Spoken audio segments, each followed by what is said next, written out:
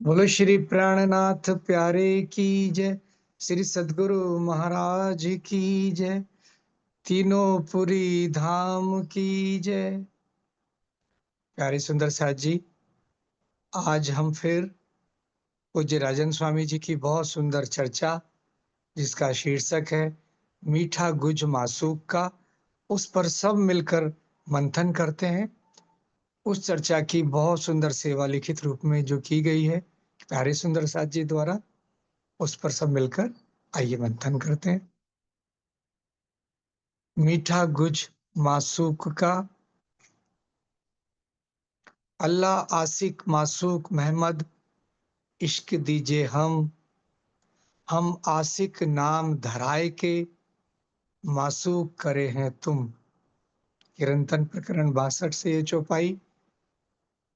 हम बार बार कहते हैं, अर्थात राजी का कहना है कि आशिक मेरा नाम रूह अल्लाह, आशिक मेरा नाम इश्क मेरा रूहन सो, मेरा उम्मत में आरा। खिलवत प्रकरण 15। मैं आशिक हूं, ये राजी कह रहे हैं वाणी में। मैं आशिक हूं क्योंकि तुम मेरे दिल हो।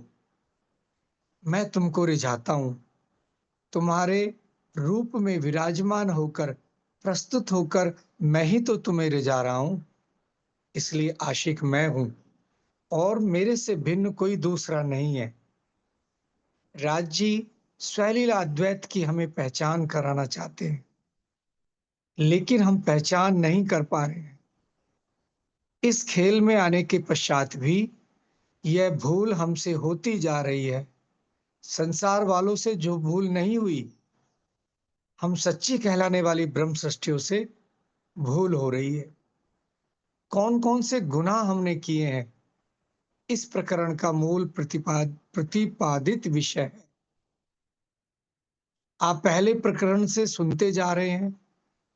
सिंधी के समापन तक एक ही लक्ष्य रहेगा, स्वलीला अद्वैत को हम पहचान जाएं।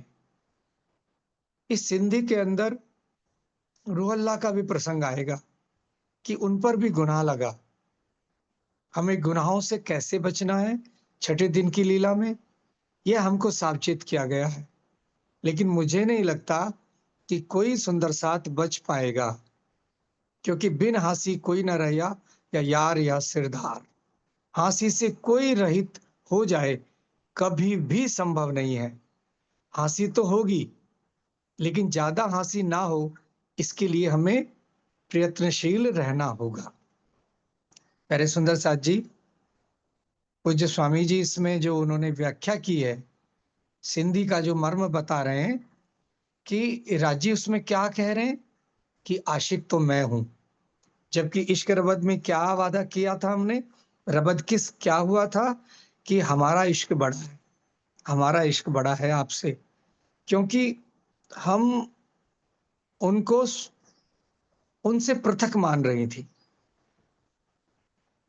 सागर की लहर सागर से स्वयं को पृथक मान रही थी, लेकिन लहर और सागर में कोई भिन्नता नहीं है। अगले पल वो सागर में विलीन हो जाती है, फिर नहीं खड़ी होती है। तो उनसे अब स्वयं को पृथक मानने के कारण ही ये दावा रखा कि हमारा इश्क बड़ा। जबकि राजी बताना चाह रहे हैं वो स्वलीला अद्वैत का धाम है, यानी केवल और केवल राज्य का हृदय ही कार्य करता है। क्योंकि इश्क का स्रोत ही, जो गंजान गंज इश्क है, उन सब का स्रोत राज्य का दिल है, और राज्य का दिल ही श्यामा महारानी है। लेकिन हकीकत में लीला रूप से पृथक वजूद दिखाई पड़ रहा है। इसलिए आभास हो रहा है कि हम आपसे पृथक हैं, हमारा इश्क बड़ा है।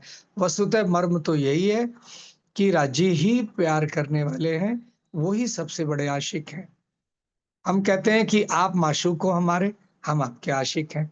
राजी कहते हैं आशिक तो मैं हूं, क्योंकि वास्तव में परम धाम की स्वलीला अद्वैत भूमि में राज्य के अलावा, एक दिल के अलावा दूसरा कोई है ही नहीं। तो इसी बात को सिंधी में पूरा समझाया गया है, और गुनाह के बारे में भी बताया गया है कि गुनाह कैसे लगा श्यामा महारानी को। क्योंकि फरामोशी में, इस खेल में आकर उस तरह का खेल रचा गया कि श्यामा महारानी जी को भी फरामोशी में आने के पश्चात गुनाह लगा। तो ये गुनाह से कोई भी मतलब एक चौपाई आती है, ऐसी तो कोई ना हुई का मतलब कोई भी लेके महामती प्राण लेके धनी देवचंद्र जी के साथ जितनी भी अंगनाएँ आई श्यामा महारानी के साथ, तब से लेके अब तक बड़े-बड़े ब्रह्म मुनि भी उसमें सम्मिलित हैं। ऐसी तो कोई ना हुई जो बिना इलम होवे होशियार और बिना हँसी कोई ना रही, कोई यार या सिरदार। तो हँसी तो सबकी होनी है, लेकिन स्वामी जी कह रहे हैं बस इतना प्रयत्न करना है कि वो दोहेली वाली हँसी ना हो, शर्मिंदा होने वाली ना हँसी ना हो कि जिसमें हमारी सबकी नज़र नीची हो जाए। कम से कम छोटी वाली हँसी हो, इसका प्रयत्न किया जा रहा है इस वाणी द्वारा समझा के। तो मैंने तो कुछ इतना भाव लिया और इसमें दीदी जो भी सुंदर साथ जी इस विषय पे बोलना चाहते हैं तो ज़रूर बोलें। जी, आप अनम्यूट कर सकते हो उनको।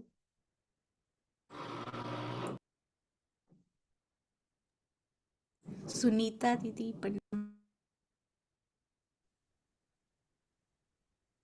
फिर मुकेश भैया। प्रणाम जी दीदी, प्रणाम जी सुंदर साहब जी। इस चर्चा में स्वामी जी समझाना चाह रहे हैं कि राज जी कह रहे हैं कि मैं रूह हूँ, मैं तुम्हारा आशिक हूँ क्योंकि तुम मेरे दिल हो। तो हम दिल कैसे हैं? राज जी का दिल श्यामा महारानी है और श्यामा महारानी के हम सब सखियां अंग हैं। तो श्यामा महारानी के साथ साथ हम सखियों को भी धनी में अपना हृदय के अंग बना दिए हैं। तो धनी कह रहे हैं कि मैं रूह हूँ, तुम्हारा आशिक हूँ। लेकिन हमने क्या किया? परम धाम ने इश्क शरबत किया कि धनी हमारा इश्क बड़ा है। तो धनी यहाँ हमें संसार में भेज के समझाना चाह रहे हैं कि रूहो, अब तुम कह रही थी कि हमारा इश्क बड़ा है, अब संसार में आके देखो कि अब इश्क किसका बड़ा है। अगर इश्क है तो आओ मेरे पास दौड़ के। तो हम कैसे जाएंगे? अगर हम सागर से ही तो नदियां निकलती हैं, लेकिन नदियों ने क्या किया कि हम ही हैं, जो कुछ हम ही हैं। लेकिन ये नहीं पता था कि वो नदियां जाके सागर में ही एक हो जाएंगी, एक रूप हो जाएंगी, समरूप हो जाएंगी। बस वो ही यहाँ पे समझाना चाह रहे हैं कि मैं ही तुम्हारा आशिक हूँ, मेरे बगैर, मेरे इश्क के बगैर तुम्हारा कोई अस्तित्व है ही नहीं। 25 पक्ष में जितने भी हकीकत रूप में राज्य लीला कर रहे परम धाम में, वो सब राज्य का ही इसका स्वरूप ही लीला कर रहा है। हमारा कोई भी परम धाम में भी अस्तित्व नहीं था बिना इसके राज्य के, और यहाँ भी कुछ भी नहीं है। तो इसमें राज्य यही समझाना चाह रहे हैं कि वो इश्क जिसके इश्क पे बल पे कूद रही हो, वो मेरे से ही प्रवाहित हो रहा है। तुम्हारे अंदर अगर मैं अभी खींच लेता हूँ, जैसे अभी संसार में आके खींचा हुआ है, तब हम भी अभी कूदे ना, कहाँ कूद पा रहे हैं उस धनी के इश्क के बगैर। तो हमें वो जो मैं पना जो इश्क का किया था परम धाम में, आज वो ही हमें लूट ले डूबा है। और अभी हमें उस इश्क को ही पाना है, उस इश्क के माध्यम से ही हम खड़े हो सकते हैं। तो मुझे तो जितना समझ में आया दीदी, इतना ही समझ में आया। प्रणाम दीदी, प्रणाम दीदी।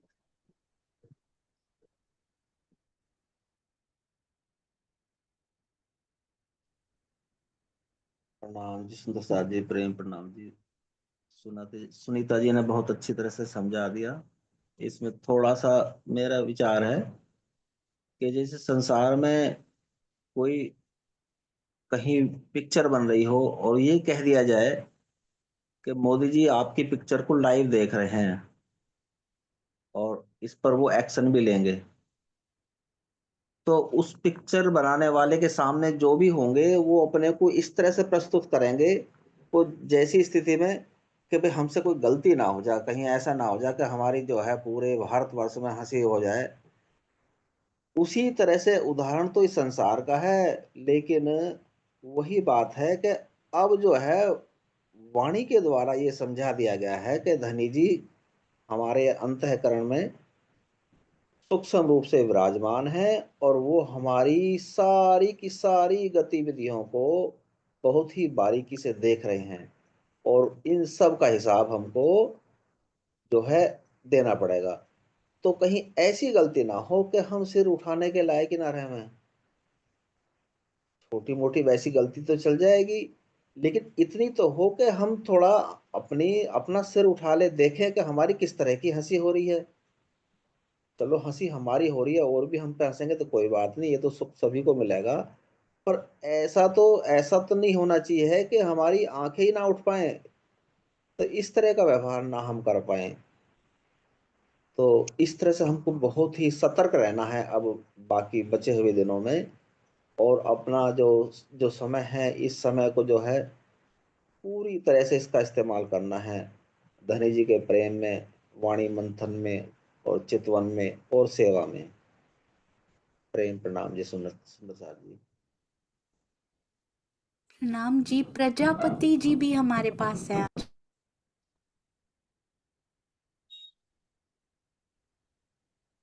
प्रणाम जी। जी भाई, आप भी 2 शब्द बोलिए भाई।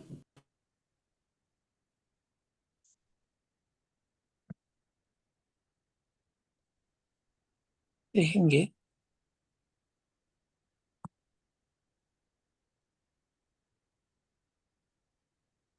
संपूर्ण सुंदरसा जी के चरणों में कोट कोट प्रेम प्रणाम जी। आवाज आ रही है मेरी? हाँ जी, बहुत अच्छा।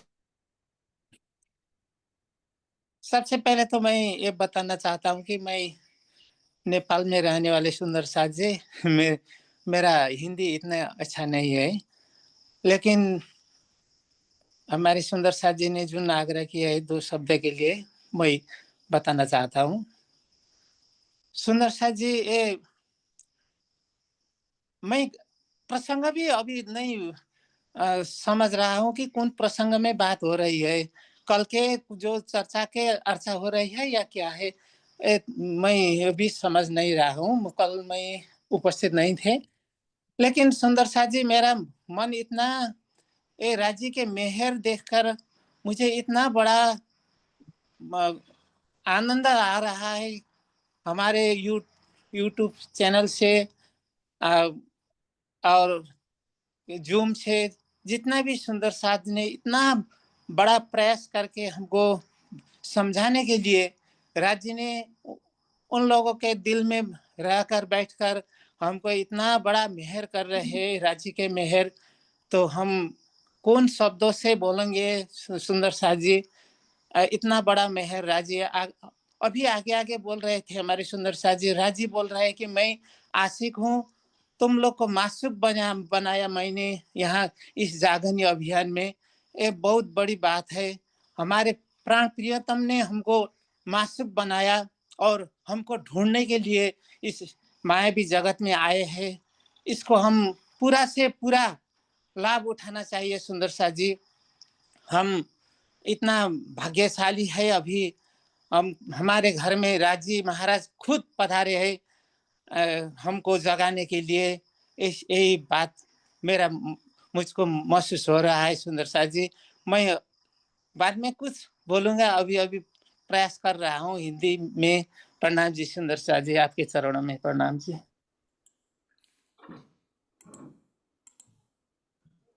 प्रणाम जी। हाँ जी, ये अब आगे करें। प्रणाम जी सुंदर जी, प्रणाम जी। जो स्वामी जी की चर्चा चल रही है इसमें मैंने वो समझा कि परम धाम तो स्वलीला अद्वैत है। अद्वैत मतलब एक ही, और स्व मतलब पोते, खुद। तो एक ही खुद की लीला चल रही है सभी जगह। और वो जो इसमें इसके सिवा कुछ है नहीं, वहां तो प्रेम ही प्रेम है। हम भी, जैसे वो सुनीता दीदी ने बताया कि राज्य की दिल है, श्यामा जी के अंग हम है, तो हमने तो देखा ही नहीं था, वो पृथक समझा ही, पृथक ही समझ के बैठे थे। इसीलिए ये खेल को, राज्य को बनाना पड़ा कि जहाँ इश्क छुपा हुआ है, क्योंकि अभी वहाँ इश्क ही इश्क है, तो वहाँ तो दूसरा कुछ दिखेगा नहीं, उसका डिफरेंस करने आए तो डिफरेंस तो होगा नहीं। तो इसीलिए अपने खेल मांगा और खेल दे दी, और एक खेल में भी इश्क छुपा के रखा कि अब ये इश्क ढूंढ के आप लेके आओ और मेरे को बताओ कि कौन किसका इश्क बड़ा है अभी। तो वही एक स्वामी जी ने अच्छी तरह से सागर की लहरें है वो सब करके समझाया है, उदाहरण देके अलग अलग से नदियों की, सब सागर जो जाके मिलते हैं, सागर की लहरें, सूर्य की किरणें, तो ऐसे एक ही है मगर हम अलग समझ बैठे। तो बस वही है कि यहाँ अपनी हासिल न हो जाए, ऐसे ऐसे कुछ पृथक बना के अलग अलग करके, तो वही ध्यान रखना है। प्रणाम जी दीदी, प्रणाम।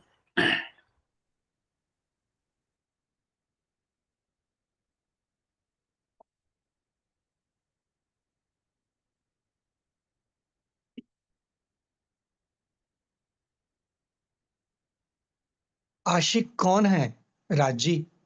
पहले इंद्रावती जी की आत्मा बार बार पुकार कर कहती है, रे प्रियम मंगा सो लाड़ करे। कितनी मधुर भाषा है सिंधी। आप जब मेहर सागर का पाठ करते हैं तो क्या कहते हैं? सबसे बड़ी उपलब्धि आप क्या मानेंगे? कि आपको इस देश का प्राइम मिनिस्टर बना दिया जाए? तो सोचेंगे कि राज्य ने कितनी बड़ी कृपा कर दी। जानते हैं इंद्रावती जी क्या मांगती हैं? चौथे प्रकरण को निकालिए। इंद्रावती जी की आत्मा कहती है कि रे प्रियम आप ऐसी कृपा कर दीजिए कि मैं दौड़ती हुई आपके गले लग जाऊं। कोई करेगा ऐसा? सत्ता समाप्त है। ऐसे अक्षरातीत से बातें की जा रही हैं जिसका सत अंग अनंत ब्रह्मांडों का सृजन पल भर में कर रहा है, और उससे कोई कहे कि मैं आपके गले लग जाना चाहती हूं। तरह तरह की शिकायतें हैं, गिले शिकवे हैं। प्रेम में क्या होता है? सारी माताएं बहनें बैठी हैं, भाई लोग भी बैठे हैं। आपको गृहस्थ जीवन का अनुभव होगा, मुझे तो ज्यादा नहीं है, लेकिन जो थोड़ा बहुत मैंने देखा सुना है, घर में पति पत्नी खूब लड़ झगड़ रहे होंगे। बाहर का अचानक कोई आ जाए तो तुरंत मुस्कुराने लगेंगे कि हमारे लड़ाई झगड़े की खबर बाहर वालों को न पहुंचे। यह दर्शाएंगे कि हम बहुत प्रेम से रहते हैं। पति पत्नी के झगड़े दो तरह के होते हैं। एक तो माधुर्यता के झगड़े होते हैं और एक सांसारिक भावों में विकृति के कारण झगड़े होते हैं। कभी किसी चीज के लिए झगड़ा, कभी किसी चीज के लिए झगड़ा। लेकिन जिन पति पत्नी में सच्ची आत्मीयता होती है, उनके झगड़े में भी एक मिठास होती है। और कहावत कही जाती है कि एक बार के झगड़े के बाद प्रेम की मिठास और बढ़ जाती है। जो भी होता हो, मुझे तो इन चीजों का ज्यादा अनुभव नहीं है, ये स्वामी जी बोल रहे हैं। लेकिन ये मैं कहूंगा कि जैसे अभी मैंने दृष्टांत दिया, इस दुनिया की पत्नी पड़ोसी से दोनों बातें नहीं कहेगी। मेरा पति मेरे से लगाव नहीं रखता, यह भी नहीं कहेगी। और यह भी नहीं कहेगी कि मेरा पति मेरे बिना रह नहीं पाता। दोनों बातें गुनाह के स्तर पर हैं और हम दोनों काम करते हैं। हम दोनों, सुंदर साथ जी, ये इशारा हमारी रहनी की तरफ है। जो पूज्य स्वामी जी ने इशारा किया कि हम क्या गलती कर रहे हैं। सुंदर साथ जी, हम दोनों गलती कर रहे हैं कि राज जी आप कब आओगे? आप तो बात ही नहीं करते हो, मुझे मुझे दीदार नहीं दे रहे हो, या आप कहाँ हो? जैसे कि वो जैसे कि वो हमसे प्रेम ना कर रहे हो, कहीं दूर बैठे हो। इस तरह का हमारा व्यवहार होता है। और दूसरा क्या कहा उन्होंने? सांसारिक पत्नी ये भी नहीं कह सकती कि पति मेरे बिना रह नहीं पाता। दोनों बातें गुनाह के स्तर पर हैं। और ये भी नहीं कहेगी कि राजी बहुत प्रयास कर रहे हैं, इससे लग रहा है कि राज्य तो कर रहे हैं लेकिन हम तो बिल्कुल नहीं कर रहे। तो ये दोनों बातें गुनाह के रूप में सुंदर साथ के साथ लगी हैं कि हमारा जो राज्य के प्रति व्यवहार है, उनको भुला देना हमारा गुनाह है। उनको ये महसूस स्वयं को करना, ये रहना कि वो तो परम धाम में है और हम तो माया का खेल देखने आए हैं, ये भी गुनाह है। और ये कहना कि वो तो हम तो इतनी बड़ी सुहागिन है कि वो हमारे बिना रह ही नहीं सकते। देखो दौड़े चलाए, ये दोनों गुनाह है। तो इसमें बीच का रास्ता सही क्या है, वो आगे हमें चर्चा में पता लगेगा। यह प्रकरण ही है आशिक के गुनाह। हम ढिंडोरा पीटते हैं कि जैसे किसी को थोड़ा सा राजी का अनुभव हो गया, विशेषकर बहनों को।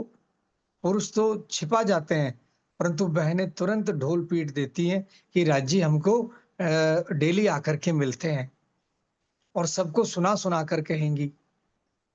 भाइयों में भी बहुतेरे होते हैं। यह चीज आप करते हैं तो क्या है, इसमें गुनाह यह है कि आपने राजी में और अपने बीच दूरी बना ली है। एक, मैं राजी को देखता हूं या देखती हूं, आप इसको माइक पर क्यों सुनाते हैं? जबकि एक मुझे पूरी चौपाई याद नहीं आ रही है सुंदर साथ जी, जिसमें एक चरण आता है, छिपावे हक के सुख। अगर कदाचित किसी को अनुभव होता भी है राज्य के इश्क का, तो उसको वाणी कहती है कि अपने हृदय में छिपा के रखना चाहिए, उसका ढिंडोरा नहीं पीटना चाहिए। ढिंडोरा पीटने से उसके पीछे कहीं अंतर्निहित है कि हमें इस बात की अपेक्षा है कि लोग हमको जाने कि अमुक सुंदर साथ को देखो, दीदार हुए या अनुभव हुआ या ये हुआ। तो कहीं ना कहीं प्रतिष्ठा की चाहना इसमें छिपी हो सकती है। ये एक गुनाह है।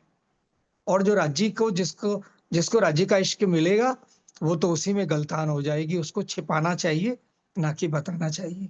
ये स्वामी जी कह रहे हैं। स्वलीला द्वैत में मैं का प्रश्न कहाँ हो गया? आपको वाणी के इस तथ्य को अंगीकार करना होगा कि जब तुम आप दिखाओगे तब देखूंगी नैन नजर जी। आप दिखाओगे तो मैं देखूंगी, आप दिखाते हो तो मैं देखती हूं। लेकिन यह कहना कि मैं अपनी साधना के बल पर प्रतिदिन देखती हूं, मेरे जैसा कोई दर्शन करने वाला नहीं है, यह प्रेम के अहंकार का बीज डाल देता है, और यहीं से प्रेम कलंकित होने लगता है। प्रेम का अर्थ क्या होता है? अपने अस्तित्व को समाप्त कर देना। यदि आपका अस्तित्व है तो आप सच्चे प्रेमी नहीं हैं। ये सोनिया दीदी, ये बहुत गहरी बात है और इस पे मंथन की आवश्यकता है। हम सबको, मतलब सबके तो मैं नहीं कह रहा, मैं स्वयं की कहता हूं। जब तक हमें स्वयं का आभास है कि हम हैं और हम साधना कर रहे हैं, हम चितवनी कर रहे हैं, हम मंथन कर रहे हैं, हम वाणी पढ़ रहे हैं, देखो हम जूम पे चर्चा सुन रहे हैं, हमें बहुत आनंद आ रहा है, तब तक हम स्वयं को राज्य से पृथक मान रहे हैं, उन्हें साध्य मान रहे हैं और साधन कर रहे हैं। तो ये प्रेम को कलंकित करने वाली बात है। जब ये अनुभव होने लगे कि मेरा वजूद ही नहीं है, मेरा कोई बल ही नहीं है, जो राज्य दे रहे हैं वो दे रहे हैं, और अगर हम उनके दीदार का भी अपेक्षा करते हैं, उनसे मांगते हैं, तो लगता है ये मेरा व्यक्तिगत भाव है, मैं इसमें जोड़ रहा हूं, ये पूज्य स्वामी जी की चर्चा में से नहीं है, तो भी मुझे लगता है कि मैं गुनाह कर रहा हूं। क्यों? क्योंकि हम अपनी इच्छा अपने प्रियतम पे थोप रहे हैं कि आके हमें दीदार दीजिए। पात्रता तो मेरी है नहीं, हृदय मेरा पवित्र है नहीं, रहनी में मैं आया नहीं, और मैं कहता हूँ, ये कहूँ चितवनी में बैठ के, आप दीदार क्यों नहीं देते, आप दीदार क्यों नहीं देते? यानी मैं अपनी आज्ञा प्रियतम पे थोपना चाह रहा हूँ। यहाँ स्वामी जी ने कहा, ये मानना चाहिए जब आप दिखाओगे, यानी दीदार अगर नहीं भी दे रहे हैं तो इसमें भी प्रसन्नता रहे, मेरी अपने प्रियतम की राजी में राजी रहे, तो वो अंगना का भाव तब बनता है। तो ये बहुत बहुत गहरी बात की दीदी। इस बात पे मंथन में आप ले लीजिए। किरण दीदी भी बैठी हैं, किरण गर्गी जी, और आप जिनको चाहें वो ले सकते हैं। प्रणाम दीदी। दीदी आप में उठो। शांता जी आप संभालिएगा। हाँ जी, एड्रेस कीजिए सुंदर सार जी, तब तक हम किरण दीदी के पास चलते हैं। प्रणाम जी किरण दीदी। किरण कर दीदी, प्रणाम जी। दीदी मेरे को थोड़ा सा ऐसे ऐसे भाव आया कि यहाँ का प्रेमी होता है वो भी अपने प्रेमी की तारीफ करता है।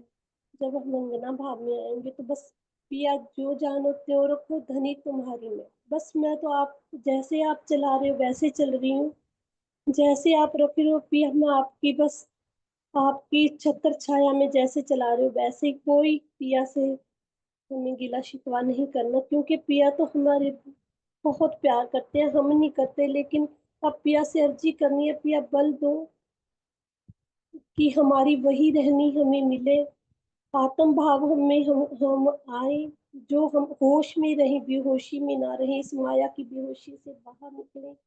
और पिया हर समय ऐसे सोचे कि हम परम धाम में कैसे रहते थे। आप मतलब स्वयं जो प्रवीण भैया बता रहे थे हमारे यहाँ बरसात आ गई तो मेरा छूट गया, दीदी बहुत सुंदर बता रहे थे कि खुद ही है वे करने वाले, हमारा कोई अस्तित्व है ही नहीं, हम विलीन हो जाए पिया में।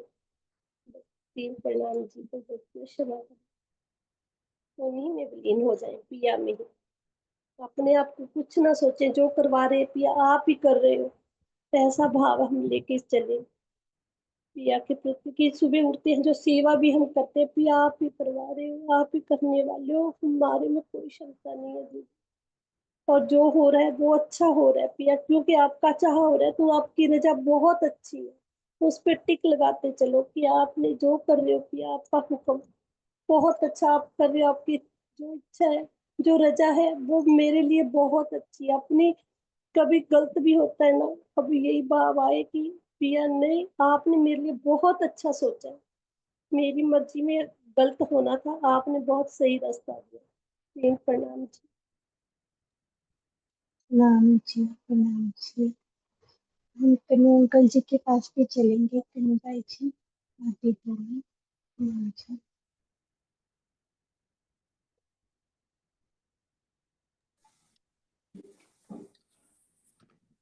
प्रणाम जी सुंदर साथ जी। आज शुरू में बताया कि गुज क्या है हमारा, तो गुज तो हम सभी सुंदर साथ को पता ही है। परम धाम में भी इसी राज्य के बारे में हम नहीं जानते थे कि उनका ही दिल हम सभी रूहों के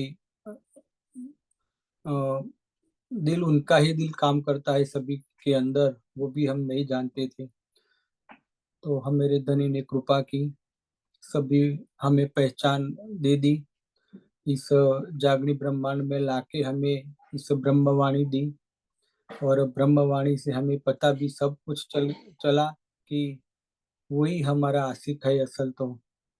और हम तो आशिक का दावा लेते हैं सुंदर सा कि दामदनी हमें कितना प्यार करता है, हमारा प्रियतम है, हमारा संबंध बताया, उसके ही हम अंग है वो भी हमें बताया। संसार में आज तक तो ये पार ब्रह्म परमात्मा का नाम भी अथवा उसका धाम भी उसकी लीला भी नहीं पहचानते थे। उस पार ब्रह्म को हमने हमारा असली स्वरूप बता के, हमें उसका अंग बता के कितनी बड़ी महिमा हमें दे दी। और आगे अब भी बात चली कि हमेरा गुनाह, तो गुनाह तो सुंदर सा जी है ही हमेरा, कि दामदनी ने इतनी हमारे ऊपर कृपा की है, इस कृपा करके हमें इस इलम से सब कुछ समझा दिया, हमें हमारी निस्बत बता दी, और परम धाम में जो नहीं जानता था वो भी हमें बता दिया। फिर भी हम जो इस रहने में और ब्रह्म सृष्टि कहना के लायक भी हम नहीं रहते सुंदर सा जी, वही चाल परम धाम वाली हम नहीं चलते, वो भी हमारे लिए तो गुनाह है, वो ही फांसी के पात्र भी हम होंगे। ऐसे हमें समर्थ सदगुरु और परमहंसों भी मिले हैं सुंदर सा जी, उसने भी हमारी रहने के बारे में कितना सब कुछ बता दिया है, और बार बार हमें समझा भी रहे ध्यान चितवनी के लिए, प्रेममयी चितवनी, प्रेममयी रहनी, प्रेममयी सेवा, सब कुछ बता रहे हमें। फिर भी हमारी वो रहनी, वो सेवा और वो प्रेम हमारे अंदर नहीं आता, वो हमारी गलती भी है, और वही हमारी वो हास्य का कारण भी बने। प्रणाम जी सुंदर सा जी, प्रणाम जी।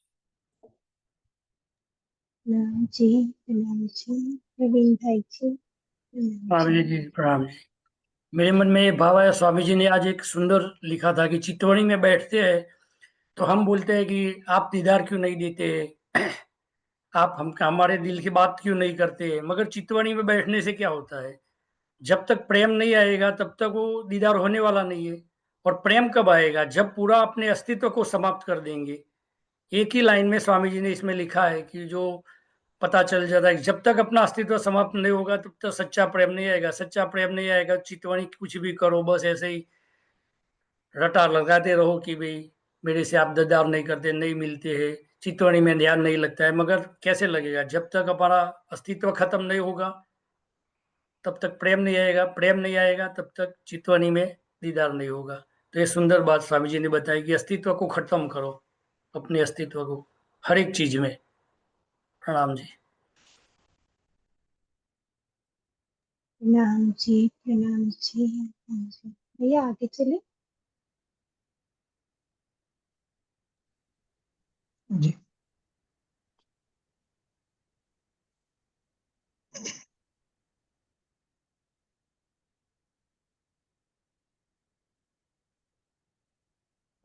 लाइन को रिपीट करता हूं। अपने अस्तित्व को समाप्त कर देना। यदि आपका अस्तित्व है तो आप सच्चे प्रेमी नहीं हैं। दूसरा गुनाह, यह प्रसंग अभी आने वाला है। दूसरा गुनाह है अपने कष्टों को संसार के सामने रोना। हम दोनों रोते हैं। इस संसार के पति पत्नी तो बाहर वाले पड़ोसी से छिपाएंगे कि आज हमारे घर रोटी नहीं बनी है, और हम क्या कहते हैं, राज्य ने हमको माया में भेज दिया, हमारी कभी सुध भी नहीं ले रहे हैं, हम कैसे रह रहे हैं कैसे नहीं। हमसे अच्छे तो हनुमान जी थे, गणेश जी थे, उनके मंदिर में जाते थे, सारी मनोकामना पूरी हो जाती थी। दोनों दृष्टियों से हमारे ऊपर गुनाह लग रहा है। हमारा प्रीतम कैसा है, प्रेम का सागर, आनंद का सागर। और हम सुंदर साथ जी क्या कहते हैं, मनोकामना दूसरे मंदिर से देखो हमारी पूरी हो जाती है, राज्य हमारी कभी सुध नहीं ले रहे हैं, माया में तो भेज दिया, और माया में हम कैसे रह रहे हैं कैसे नहीं रह रहे हैं ये भी नहीं ले सकते। इसका तात्पर्य यह है कि हमारे अंदर विश्वास नहीं है। यदि विश्वास होता कि राज्य हमको कभी भी दुखी नहीं कर सकते। धनी न देवे दुख तिल जेता, जो देखिए वचन विचारी जी। दुख आपन को जो होत है, जो माया करत है भारी जी। प्रकाश हिंदुस्तानी प्रकरण 2। जो अक्षरातीत कहते हैं कि मैं तुम्हारी शहरक से नजदीक हूं, उस पर तो हमें तोहमत लगाने का अधिकार क्या है कि माया के खेल में हमको डालकर राज्य अदृश्य बने हुए हैं। राज्य अदृश्य नहीं बने हुए हैं, केवल पर्दा तो हमको हटाना पड़ेगा। इस पर्दे को हटाने के लिए हमें अपने जीव को कसौटी पर कसना ही पड़ेगा। दीदी प्रफुल्ला बहन को ले लीजिए, ये 4 लाइनें भले ही हैं लेकिन बहुत गहरी हैं कि हमें कैसे पर्दा हटाएं। पर्दा तो हमको ही हटाना पड़ेगा। ये बात मंथन के लिए बहुत विशेष है। प्रफुल्ला बहन है, या आप शांता बहन प्रफुल्ला जी को ले सकते हैं। जी प्रणाम जी, प्रफुल्ला दीदी जी, प्रणाम जी।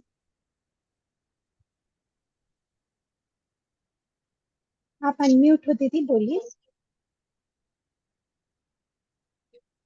तो वाणी है लेकिन वो पराकाष्ठा की बेहतर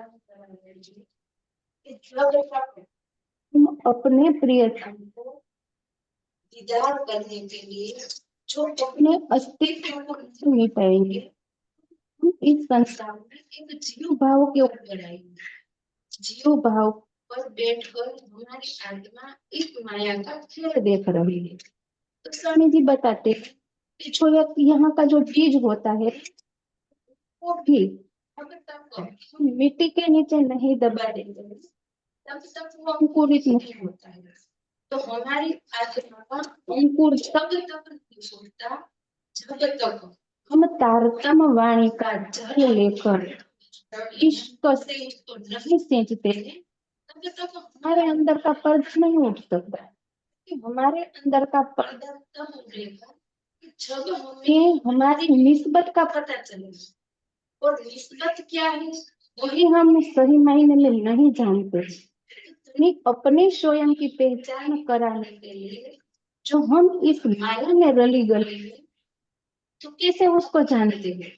तो धनी ने हमें ये बेशक तार्किक ज्ञान दिया है। क्योंकि कहा है कि आशिक का गुण, तो इसने भी कहा है कि मीठा दूध नाजुक का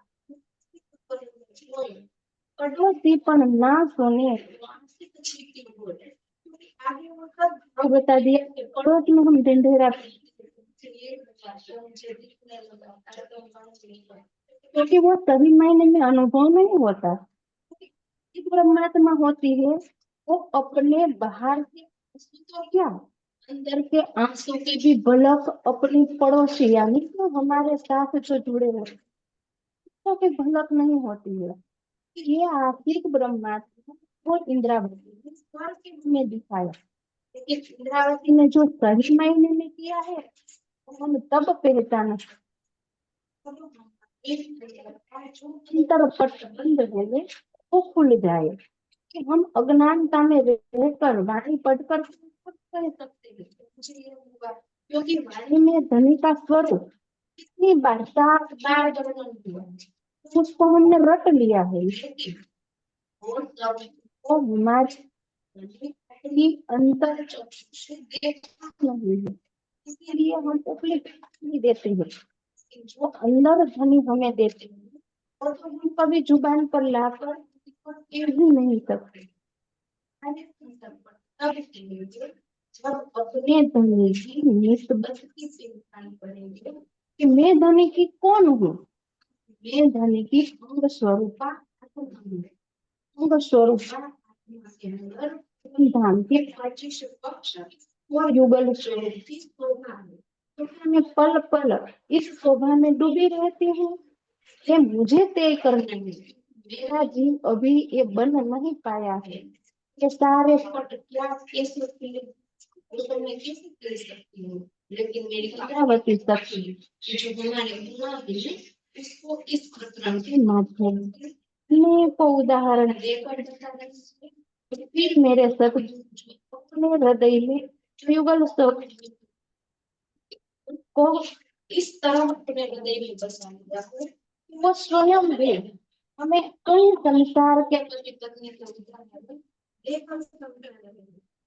जो उदाहरण जो समर्पित नहीं होता वो भी ऐसे ढंढोरा पीटता हमारा जीव तो ब्रह्मात्मा का दावा ये होता है कि ब्रह्मात्मा को भी अपने मुख से क्योंकि परमात्मा अंदर से जो पहचान करती है तो फिर बाहर जाकर ही नहीं होने देगी। प्रणाम दीदी, आवाज थोड़ी सी आवाज कट रही है, थोड़ी सी। प्रणाम जी, बहुत सुंदर, अति सुंदर। शांता जी, यदि हो सके आप वेबसाइट खोल के ये लेख खोल लीजिए। हम लोगों की पावर शायद कटने वाली है। मैं आपको होस्ट दे रही हूँ शांता जी। जी आप कर लेंगे तब तक? मैं रिकॉर्डिंग एक बार पॉज कर। प्रणाम जी, प्रेम प्रणाम सब सुंदर सत को प्रेम प्रणाम जी। कीर्तन प्रकरण 82। सखी रे मेहर बड़ी महबूब की अखंड अलेके हो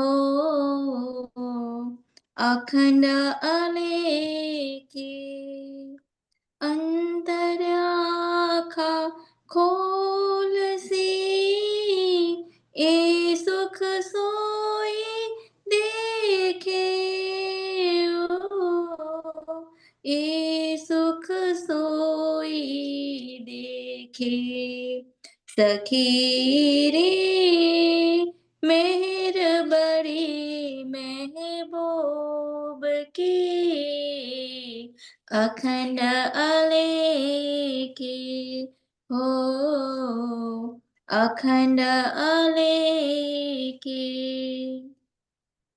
न था भरोसा हमको जो भव जल उतरे पार, न था भरोसा हमको जो भव जल उतरे पार। इन जुबा के तीक हो, इन मेहर को नाई सुमार हो, इन मेहर को नाई सुमार। सखी रे मेहर बड़ी महबूब की, अखंड लेके हो, अखंड लेके। मेरे दिल की देखियो दर्द न काछो इश्क, मेरे दिल की देखियो दर्द न काछो इश्क। ना सेवा ना बंदगी ये मेरी बीतक हो, ये मेरी बीतक। सखी रे मेहर बड़ी महबूब की, अखंड लेके हो, अखंड लेके। क्यों मेहर मुझ पर भई, ए थी दिल में सक, क्यों मेहर मुझ पर भई, ए थी दिल में सक।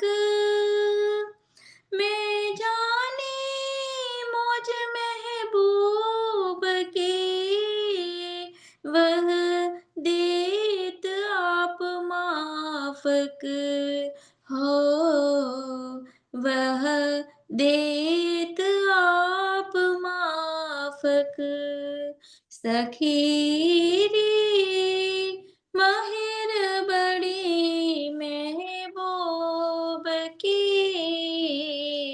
अखंड लेके हो, अखंड लेके। हुक्म सरत इत आई मिली जो फुरमाई थी फुरमान, हुक्म सरत इत आई मिली जो फुरमाई थी फुरमान। महामत साथ को ले चले कर लीलानी दान हो, कर लीलानी दान। सखी रे माहिर बड़े महबूब की, अखंड लेके हो, अखंड लेके हो, अखंड लेके। बोलो श्री प्राणनाथ प्यारे की जय। प्रणाम जी, प्रेम प्रणाम। राम जी बहुत सुंदर मीठा गायन। नाम जी दीप्ति जी आपके चरणों में कोटि कोटि प्रणाम जी। हाँ जी दीदी मैं आपको होस्ट दे दूँ अब? प्रणाम जी, मैंने ना फोन से ज्वाइन किया हुआ है, आप ही शेयर कीजिए और आगे चलाइए। बहुत सुंदर गायन हमारी प्यारी दीप्ति जी, जितना मीठा उनका गायन उतने मीठे भाव, अति सुंदर सेवा। चरणों में कोटान कोट प्रणाम जी। आप आगे चलिए शांता जी, मैं फोन से हूँ, कुछ शेयर नहीं कर पाऊंगी इसलिए। जी दीदी, मैं शेयर कर प्रणाम जी।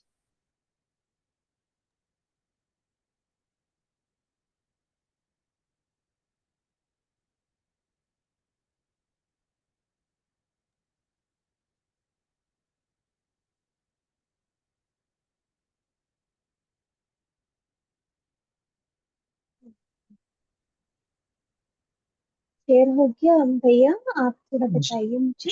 शेयर हो रहा है। शांता जी हाँ। आगे थोड़ा बढ़ाइए स्क्रीन को, पर नेक्स्ट पैराग्राफ। यहाँ से है ना? बस जी जी, और पीछे थोड़ा।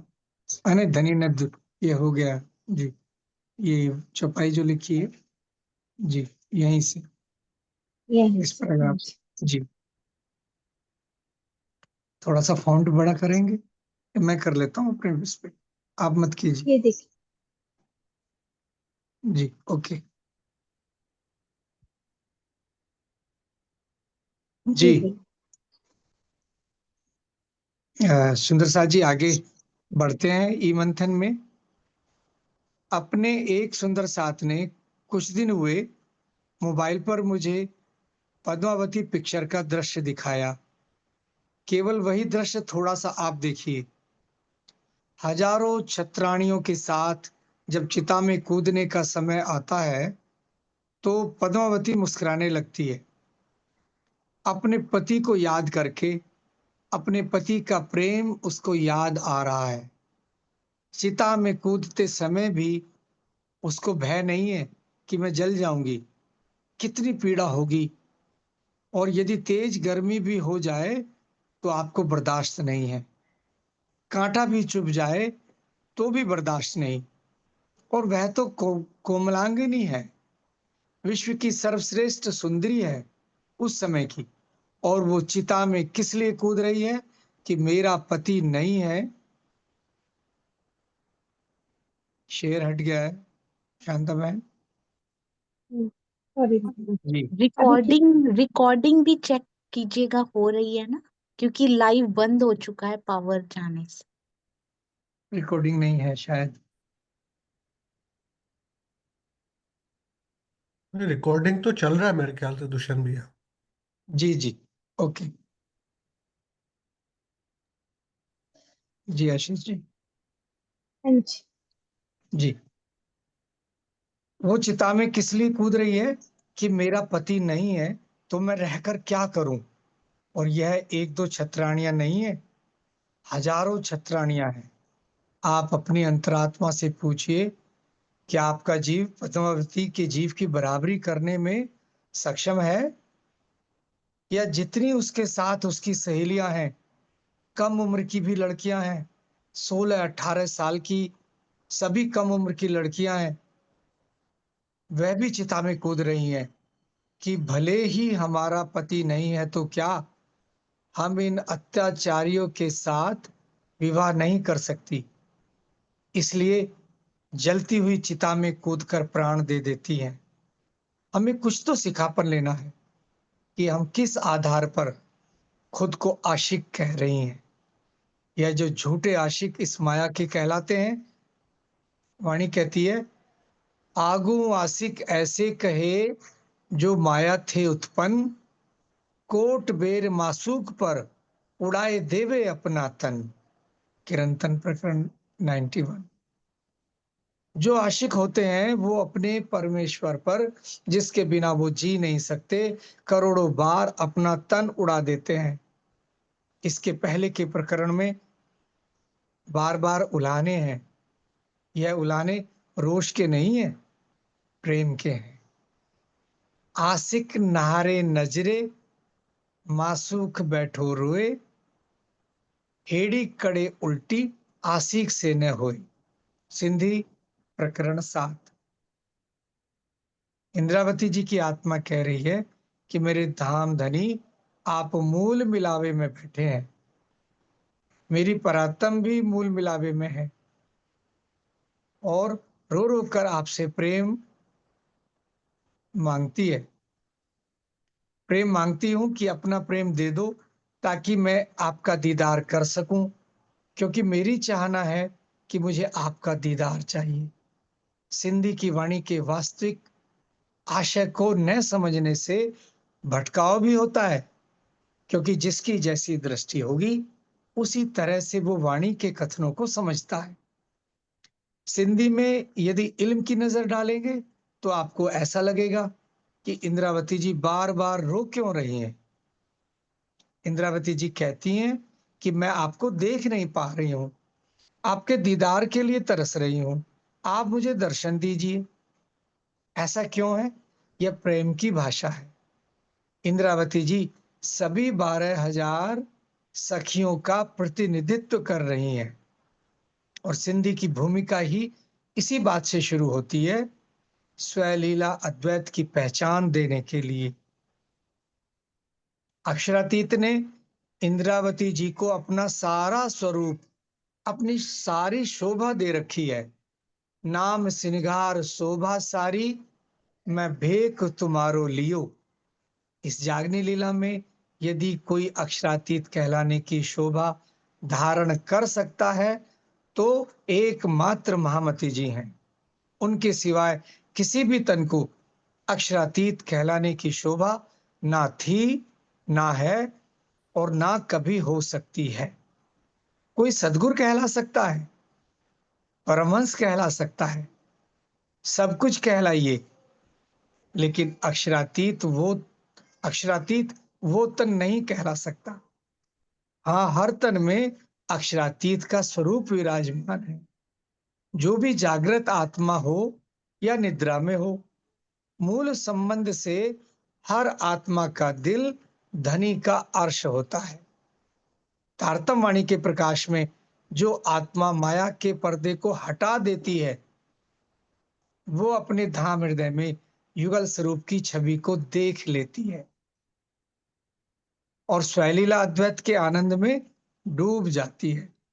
यह शोभा तो सबको है कि हमारे हृदय में राज्य हैं, यह कहने का अधिकार सबको है, लेकिन हम ही राज्य हैं यह कहने का अधिकार हमें नहीं है। इंद्रावती जी की आत्मा भी कहती है कि मेरे धाम धनी, आपने मुझे तो राज्य बना दिया, लेकिन आपको अच्छी तरह से मालूम है कि मैं राज्य नहीं हूं, मैं भी तो आपकी अंगना ही हूं। यहाँ पे सोनिया दीदी, शांता बहन, आप कुछ सुंदर साथ जी से इस पे मंथन ले सकते हैं। शायद अनिल भाई भी बैठे हैं और जो भी कोई सुंदर साथ जी अपने भाव रखना चाहें कि सिंधी की हाँ इस जी, वाणी के हैंड रेज प्रसंग में। करिए इंद्रजीत जी। जी भैया आप भी पहले बोल दीजिए। जी, इसमें स्वामी जी यही स्पष्ट कर रहे हैं कि सिंधी की वाणी को अगर ज्ञान दृष्टि से देखेंगे तो जो सिंधी का मर्म है, जो राज्य अपने हृदय का इश्क दिखाना चाह रहे हैं, स्वलीला अद्वैत का रहस्य को उद्घाटित करना चाह रहे हैं, वो नहीं हो पाएगा। ज्ञान दृष्टि से तो ये लगेगा कि इंद्रावती जी विलाप क्यों कर रही है, रो क्यों रही हैं, या इस प्रकार से क्यों कह रही हैं कि आप दीदार दे दो, आप मेरे हृदय में आ जाओ, जैसे कि उनको मिले ना हो। लेकिन इंद्रावती जी के धाम हृदय में तो पहले ही साक्षात राज्य श्यामा जी बैठ चुके हैं। ना केवल बैठ चुके हैं बल्कि उनको शोभा भी राज्य की दे चुके हैं। तो ये कहलाने का अधिकार, अक्षरातीत कहलाने का अधिकार केवल इंद्रावती जी को है। आज कोई भी सुंदर साथ ये तो कह सकता है कि मेरे धाम हृदय में वो विराजमान है। ऊपर तले ने अर्श कहिया मोमिन कलूब, तो मोमिनों का हृदय ही परम धाम है, अर्श है राज्य का। लेकिन अगर कोई ये कहे कि मैं राज्य हूं या मैं जो बोल रहा हूं वो राज्य कह रहे हैं, अपनी शोभा लेना चाहे अपने तन को, तो ये बहुत बड़ा गुनाह है। किसी को शोभा नहीं मिली इंद्रावती जी के अतिरिक्त अक्षरातीत कहलाने की, ये राज्य ने उनको दी है और ये ना कभी किसी को मिली, ना आगे किसी को मिलेगी। तो और इसमें जो जो आशिक माशूक का जो ये इस तरह का संबंध में जो रहस्य उद्घाटन कर रहे हैं राज जी कि मैं आशिक हूं, अपना दिल जो दिखा रहे हैं सिंधी में खोलकर वाणी के द्वारा, इस पे कुछ अगर कुछ सुंदर साथ जी अपने भाव रखना चाहते हैं आप ले सकते हैं शांता बहन।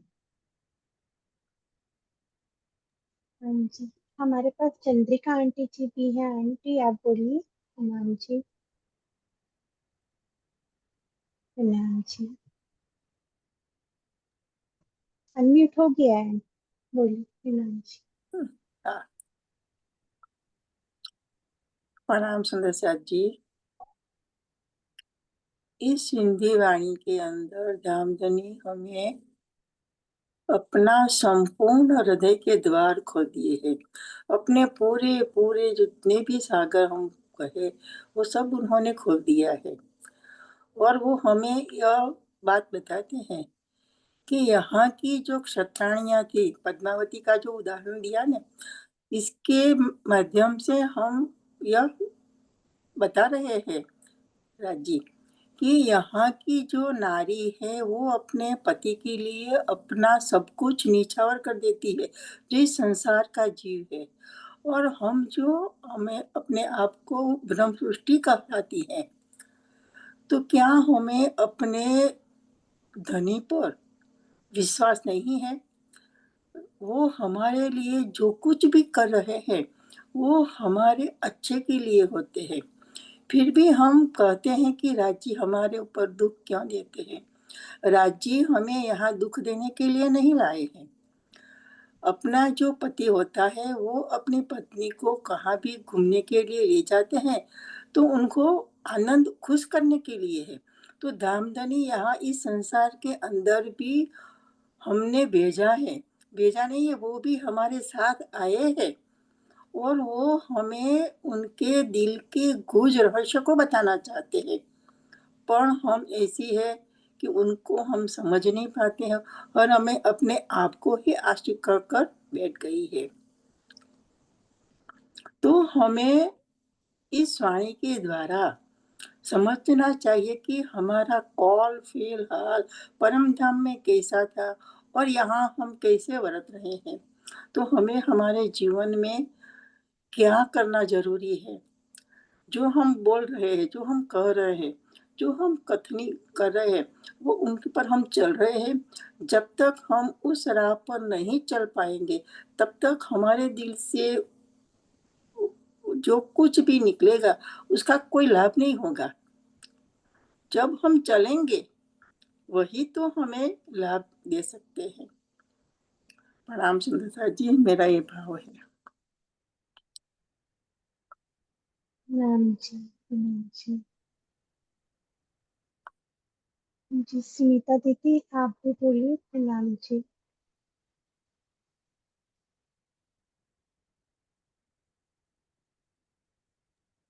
जी, प्रणाम जी। प्रणाम जी सुंदर साथ जी। प्रणाम जी दीदी।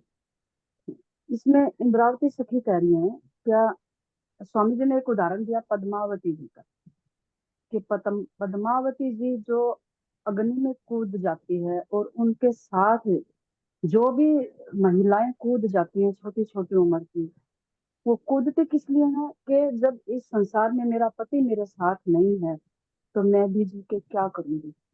तो इससे स्वामी जी सिखाना यही चाह रहे हैं, सिखापन ये सिखा रहे हैं कि हमें इस तन से आग में नहीं कूदना है कि हम इस तन को यहाँ खत्म कर दें, नहीं, हमें अपनी इंद्रियों को उस धनी के अंदर लगा देना कि हमें इस माया में जी के क्या करना है।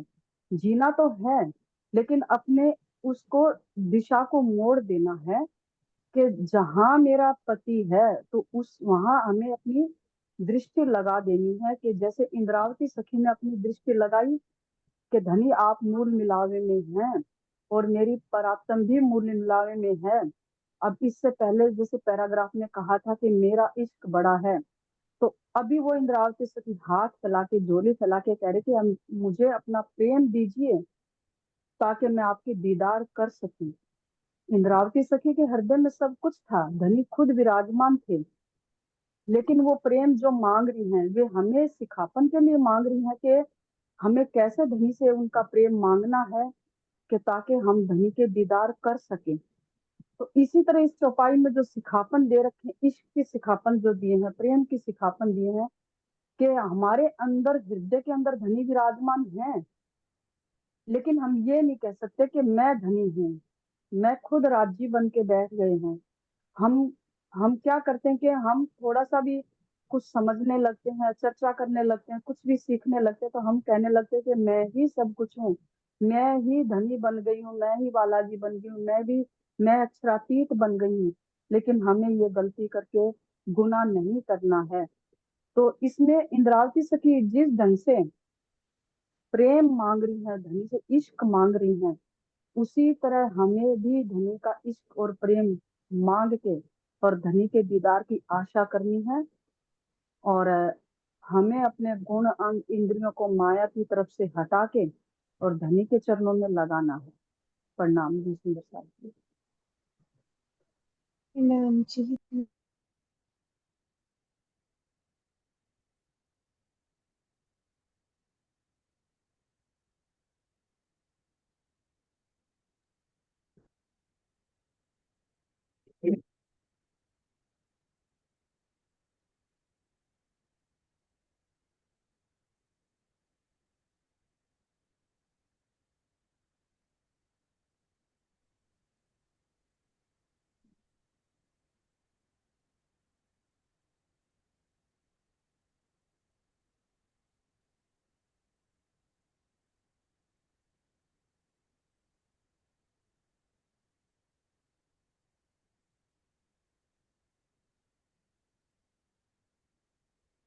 जी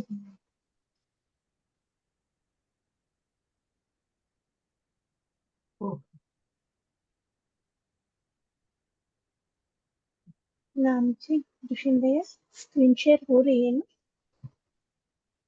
ना? जी हो गया है। जी।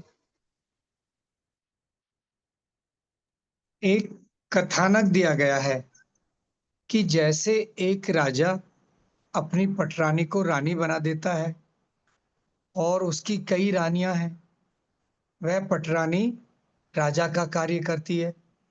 जैसे एक राजा के ऊपर किसी ने हमला कर दिया, राजा ने अपनी पटरानी को कहा कि जाओ तुम मेरा राजसी वेश धारण करो, सेना को ले जाओ और राजा से युद्ध करो।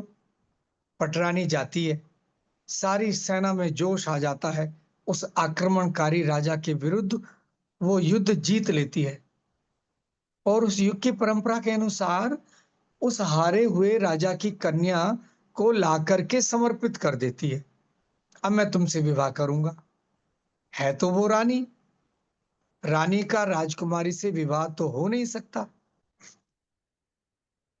विवाह तो राजा से ही होगा। इसी तरह से करके वह 12 राजाओं को हराती है और 12 कन्याओं को ले आती है। अब वह जाकर के राजा से कहती है कि महाराज, आप जानते हो कि मैं राजा नहीं हूं, मैं तो आपकी पटरानी हूं। इन 12 कन्याओं को जो मैं लाई हूं, इनसे विवाह कौन करेगा? यही बात सिंधी के अंदर कही गई है कि आपने मुझको अक्षरातीत बना दिया है, सारा सुंदर साथ मुझे राज्य के रूप में मान रहा है, लेकिन आपको ये अच्छी तरह से मालूम है कि 12,000 सखियों में मैं भी एक इंद्रावती हूं, मुझे यह राज्य कहलाने की शोभा नहीं चाहिए। और जब आप सर्वशक्तिमान, सकल गुण निधान, अक्षरातीत हो, तो इन सभी सखियों को जो जागृत होकर आई हैं, उनको परम धाम का सुख दीजिए। बीतक में एक प्रसंग आता है कि जब 4:30 बजे का समय होता है, पिछला बाकी दिन रयो घड़ी 4, धाम वतन चलन की मोमिन करे विचार। अर्श की नमाज का आए पहुंचा वक्त, गोकुल अर्ज करत हैं सामे आए तखत। गोकुलदास जी एक सुंदर साथ ने कहा कि धामधनी, आपने हमें खिलवत का ज्ञान दिया, परिक्रमा का ज्ञान दिया, सागर का ज्ञान दिया, श्रृंगार का ज्ञान दिया। अब हमसे रहा नहीं जाता है, आप हमको परम धाम ले चलिए, इस ब्रह्मांड को समाप्त कर दीजिए।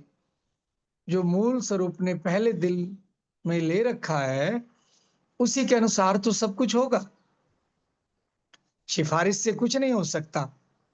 हमारा कार्य है जो राज्य ने निर्देश दिया है उसको करना। यदि हमारी तरफ से कुछ भी कहा जाता है कि राज्य जल्दी खेल खत्म कीजिए, तो कई प्रश्न खड़े होते हैं कि हमको राज्य की लीला पर विश्वास नहीं है। दूसरा प्रश्न यह होता है, सीता भी तो कह सकती थी कि मर्यादा पुरुषोत्तम 14 साल से पहले ही थोड़ा चल देना चाहिए। आजकल की बहनें यदि होती तो पहले दबाव देना शुरू कर देती, इस जंगल के कष्ट से पहले चलिए। सीता जी कभी एक शब्द नहीं बोलती हैं कि 14 वर्ष से पहले चलना है। सीता कभी कोई गिला शिकवा नहीं करती हैं कि हमको यह कष्ट हो रहा है। हम सुंदर साथ क्या करते हैं, सबको मालूम है कि हम जो इतनी मन्नतें मांगा करते हैं कि बहुत कष्ट है, बहुत कष्ट है, जल्दी से खेल खत्म कीजिए, संसार में रहा नहीं जाता है। बात बिल्कुल ठीक है। संसार के कष्टों के कारण यदि हम राज्य से कहते हैं कि खेल खत्म कीजिए तो ठीक नहीं है। हमें अपने प्रेम के कारण कहना चाहिए कि इस दुनिया में हमें सोना पड़ता है, उतने समय के लिए आप हमारी आत्मा के चक्षुओं से दूर रहते हो, यह भी जुदाई की हमें सहन नहीं होती है, तब तो हम जीत जाते। लेकिन हम तो पल्ला छुड़ाना चाहते हैं कि माया का कष्ट हमें दुखी ना करें। हम केवल सुख चाहते हैं, हम अपना कर्तव्य पूरा नहीं करना चाहते। पल पल दीदार की जो हमारी चाहत होनी चाहिए उससे हम पीछे हट गए हैं। केवल रोना धोना जो हम लगाए रहते हैं, कहीं ना कहीं अपने जीव भाव के कारण लगाए रहते हैं। यहाँ पे थोड़ा सा शांता बहन पोज ले सकते हैं क्या थोड़ा सा? जी भैया। जी, कि ये माया के दुख, हम जो राज्य से कहते हैं राज्य परम धाम ले चलो, बहुत हो गया, बस खेल खत्म करो, क्या ये हम माया के दुखों से निवृत्ति पाने के लिए कर रहे हैं या राज्य से प्रेम के कारण कर रहे हैं? मुझे तो लगता है हम माया के कष्टों से दूर भाग कर सुख की चाहना में कि यहाँ के कष्टों से निवृत्ति मिल जाए और राज्य का सानिध्य मिल जाए, परम धाम में सुख ही सुख है, क्या इस वजह से तो नहीं कर रहे? ये बात बड़ी विचारणीय है। यहाँ पे स्वामी जी इस बात पे बल दे रहे हैं कि ये बात विचार करनी होगी कि माया के कष्टों से थक कर हार कर मांग रहे हैं या राज्य का बिछुआ हमसे सहा नहीं जा रहा, वो स्थिति आनी चाहिए। क्यों ये दर्द आना चाहिए कि राज्य ने हमारे कारण, वो सच्चे आशिक हैं, राज्य ने हमारे कारण खुद को माया में कई बार डाला, कई बार आए, ब्रज में आए, योग माया में आए, फिर जागने ब्रह्मांड में भी हमारे लिए आए हैं। पियो हम वास्ते 5 बार माया में डारिया, आप अपने आप को माया में उन्होंने 5 बेर हमारे लिए डाला। तो ये दुख दर्द, ये दर्द जब दिल में टीस आएगी तब कहें कि हमें चलना है तो सार्थक है। इस पर और भी शांता बहन आप भाव ले सकते हैं। प्रणाम जी। प्रणाम जी भैया, प्रणाम जी। हाँ जी प्रवीण भाई जी, हाँ बोलिए। प्रणाम जी। प्रणाम जी दीदी, प्रणाम जी, सब सुंदर सर के चरणों में प्रणाम जी। स्वामी जी की जो चर्चा में इनडायरेक्टली देखे तो समर्पित कैसे होना है।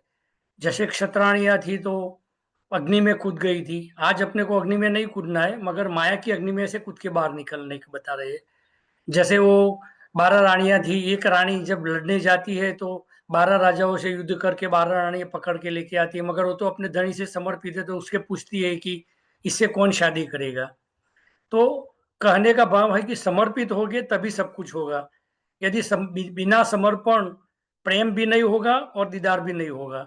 तो स्वामी जी ने अच्छे अच्छे दूसरे एग्जाम्पल से सब समझाया है कि कुछ भी करो मगर समर्पित हो जाओ, दिल से समर्पित हो जाओ, बाहर से नहीं, अंदर से समर्पित होना है। बस प्रणाम जी दीदी। हुई प्रणाम जी, बहुत सुंदर बताया। सविता मासी जी, आप भी बताइए। प्रणाम जी सविता मासी। प्रणाम प्रेम जी। प्रणाम प्रेम प्रणाम अनम्यूट जी। हो गया सुंदर मासी।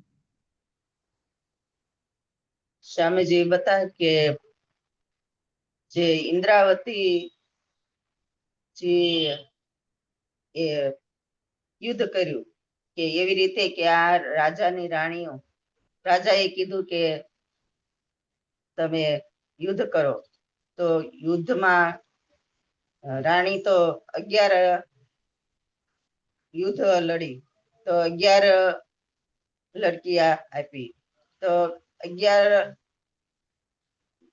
લઈને આવ્યા તો રાજાને કીધું કે રાજા આ તો તમારો અધિકાર છે પ્રેમ આપવાનો તો એવી જ રીતે કે રાજ્યએ આપણને આ સંસારમાં મોકલ્યા છે તો ઇન્દ્રાવતીને આ અધિકાર આપ્યો કે ઇન્દ્રાવતી મેં ખુદ રાજ્ય બનાવી દીધા કે તમે આ બધી સખીઓને પરમધામ લઈને આવો. પ્રણામજી.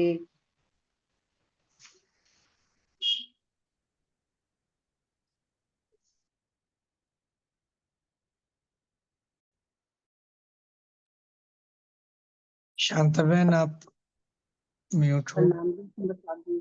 प्रणाम जी अ, सुनीता दीदी। इसमें स्वामी जी ने सीता जी का इतना सुंदर उदाहरण दिया है कि सीता जी जब 14 वर्ष अपने पति रामचंद्र जी के साथ वन वन में थी, वन में उन्होंने घास पत्ते भी खाने पड़ते थे, जमीन में भी सोती थी, उनको दुख कष्ट था, लेकिन वो कभी भी ये नहीं कहा कि 14 वर्ष से पहले हम चलते हैं, वन से हम घर चलते हैं। क्यों? क्योंकि उनके पति उनके साथ थे, उनके पति साथ होने से वो सुख महसूस करती थी कि मेरे धनी, मेरे प्रियतम, मेरे पति मेरे साथ में हैं। तो आज इससे स्वामी जी यही कहना चाह रहे हैं कि आज अगर हम संसार में आए हुए हैं तो हम किस लिए कहते हैं कि खेल जल्दी खत्म करो। क्यों? माया के दुखों से दुखी होके हम कहते हैं, हम इसलिए नहीं कहते कि धनी मुझसे दूर है, धनी अपने पास बुला लो, इसलिए हम नहीं कहते कि धनी इस खेल को खत्म करो। जब तक मेरे हृदय के अंदर ये बात नहीं आएगी कि धनी मेरे हृदय के अंदर ही है, इतना उन्होंने मतलब अगर जब तक हम ये नहीं सोचेंगे कि धनी आप मेरे इतने नजदीक रहो, और मैं जब रात में सोती हूँ तो मेरी जितनी देर मैं सोती हूँ आंखें बंद होती तो आप मुझसे दूर रहते हैं, जब तक ये तड़प हमारे अंदर मेरे अंदर नहीं आएगी तब तक अगर धनी मेरे अंदर विराजमान है, मेरे हृदय के अंदर अगर धनी विराजमान है तो हम कभी ये सोचेंगे नहीं कि धनी इस खेल को खत्म करो। हमें तो धनी के दीदार से मतलब है, अपने हृदय के अंदर धनी को बसाना है। और हमें खेल जब ही वो लगता है, धनी जब ही दूर लगते हैं जब माया का दुख हमें सताता है। तो माया का दुख कब खत्म होगा, कब सताना बंद होगा? जब हम धनी को अपने हृदय में बसा लेंगे तो हमें माया का दुख लगेगा ही नहीं। हमारे अंदर अगर धनी विराजमान है तो मेरा तो भाव ये है, मुझे जितना समझ में आया कि इसमें स्वामी जी कहना चाह रहे थे अपने धनी को अपने हृदय के अंदर बसा के रखो, ताकि माया के जो ये दुख हैं, ये अग्नि हैं, ये आपको सता ना सके, महसूस ना हो वे दुख आपको। प्रणाम जी सुंदर। प्रणाम जी। प्रणाम जी, बहुत सुंदर बताया। और कल भी हमने चर्चा में यही सुना था कि खेल में धनी हमारे साथ ही हैं, वो भी हमारी ही तरह है, साधारण तन लेके हमारे साथ ही आवेश रूप से सदगुरु के तन में है। प्रणाम जी दीदी। 7:30 होने ही वाले हैं, तो क्या आगे चलाना है अभी?